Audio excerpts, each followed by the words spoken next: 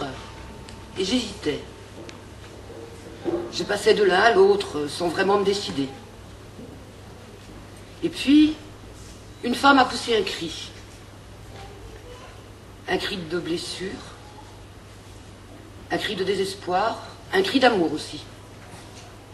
Cette femme, c'était Ananon, personnage d'Agustin Gómez Arcos. Et elle m'interpellait. Elle voulait à toute force que je lise son histoire, son voyage à travers l'Espagne de l'après-guerre civile, son voyage de mère vers un fils emprisonné. Elle voulait que je lise sa déchirure. Pays sec, terre et gens secs. Ana Paocha et l'infirme se voient forcés de chaparder quelques fruits et légumes quand ils le peuvent, entraînant toujours derrière eux un chien furieux qui s'égosille et leur mord les chevilles. Un jour, la vieille Anna prend une décision héroïque. Ils vont manger son pain aux amandes, huilé, anisé et fortement sucré. Un vrai gâteau, affirme-t-elle. Un silence lourd s'installe entre les deux compagnons. Lorsque l'aveugle retrouve l'usage de sa voix, il caresse le paquet consubstantiel au ventre d'Ananon. Ce pain est sacré, il ne faut pas y toucher. Allons plutôt sous les chênes, nous y trouverons des glands. Comme les cochons, tu n'as donc rien appris sur la condition humaine.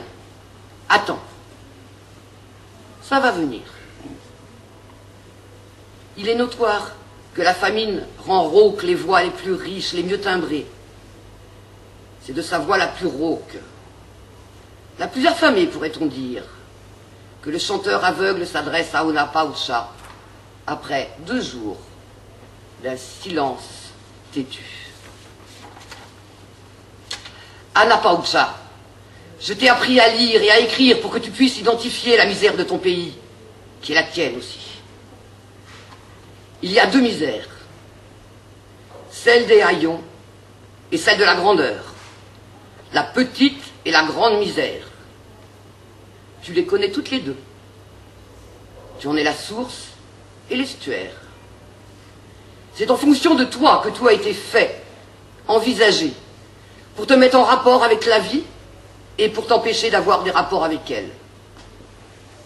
Tu es l'œuvre la plus achevée de cette contradiction flagrante. Tu es une sorte d'initié. Je peux par conséquent te dévoiler les racines de cet état de choses devenu naturel, la symbiose de ces 2 misères qu'on pourrait appeler la grandeur en lambeaux. Il longe une rivière castillane, claire et froide, qui court paresseusement entre des peupliers, des bouleaux, des eucalyptus, dont l'ombre s'étire languissamment, avec des oiseaux aquatiques et des poissons d'argent. Cette rivière s'appelle le Tormes, au lieu de la poésie et de la picaresque espagnole. Tu le savais? Non, répond Ananon, le cœur serré.